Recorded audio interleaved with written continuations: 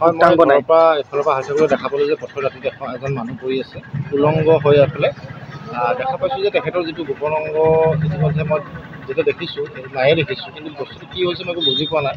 কিন্তু এতিয়া বৰ্তমান মানুহজনে মই যিমানখিনিলৈকে অনুমান কৰিব পাৰিছোঁ যে তেওঁ মৃত্যুৰ সৈতে যুঁজি আছে আৰু মানুহজনৰ অৱস্থাটো বৰ সংকটজনক।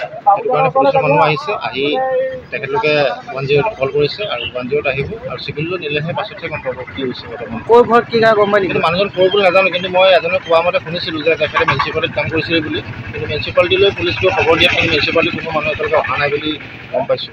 সেয়েহে পুলিচে ব্যৱস্থা লৈছে। আমি ৰাইজো আছে ইয়াতে, ৰাইজে 108ত মাতি পেলাই মানুহজনক চিকিৎসাৰ কাৰণে নিবৰ কাৰণে যোজনা চলাই আছে। কোন জেগাত পৰি আছে মানুহজন?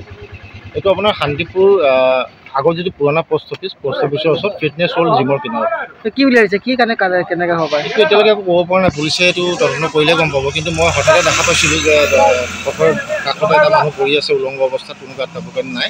ওচৰৰ মানুহে কাপোৰ কানি আনি ইয়াতে দিছে, পেণ্ট চেণ্ট আনি পিন্ধাই দিছে, কিন্তু কি হৈছে বস্তুটো এতিয়ালৈকে মই অনুমান কৰিব পৰা নাই।